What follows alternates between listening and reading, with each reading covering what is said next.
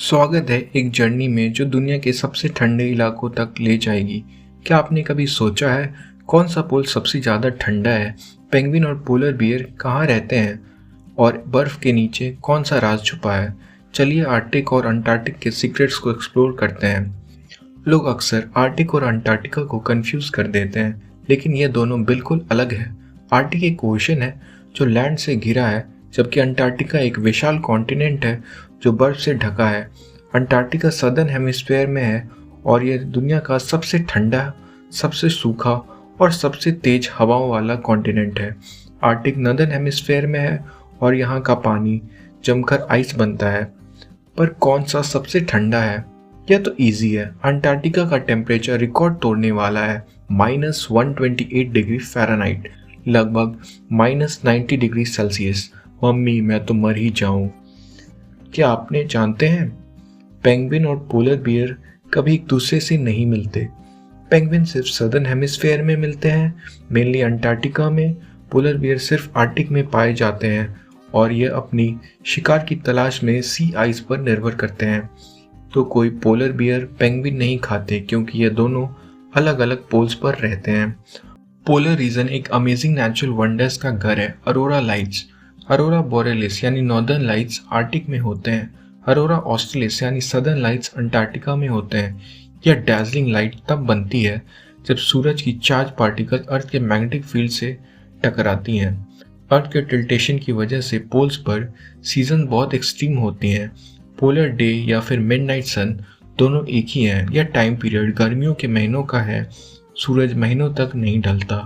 Polar nights, यह time period ठंड के महीनों का है जहाँ महीनों तक अंधेरा छाया रहता है।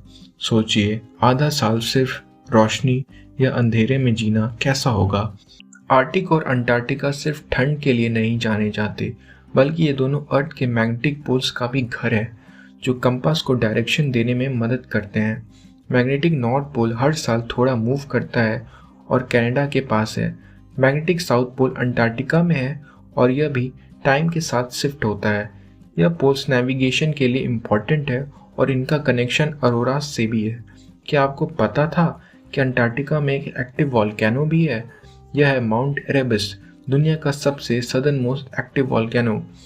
यहाँ एक्सट्रीम ठंड के बावजूद गैस और लावा निकलता रहता है। साइंटिस्ट इसे स्टडी करते हैं ताकि एक्सट्रीम कंडीशन में वॉल्केनिक एक्टिविटी को समझ सके।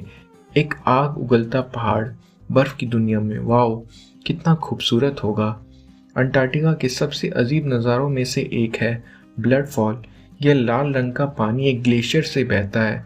इसका लाल रंग आयरन रिच वाटर के ऑक्सीडाइज होने की वजह से होता है। एक बर्फीली दुनिया में लाल बहता नदी या तो नेचर का क्रीपी मास्टरपीस है। इंडिया का अंटार्कटिका से संबंध 1981 में शुरू हुआ जब हमने अपना पहला रिसर्च स्टेशन बनाया, दक्षिण गंगोत्री। यह स्टेशन 1988 तक चला, फिर इसके बाद सप्लाई बेस बना दिया गया।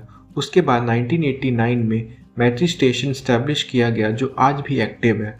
फिर 2012 में हमने एक और advance research station Bharati establish किया जो मॉडर्न टेक्नोलॉजी से लैस है और क्लाइमेट चेंज, ग्लेशियोलॉजी, ओशनोग्राफी जैसे एरिया में रिसर्च करती है।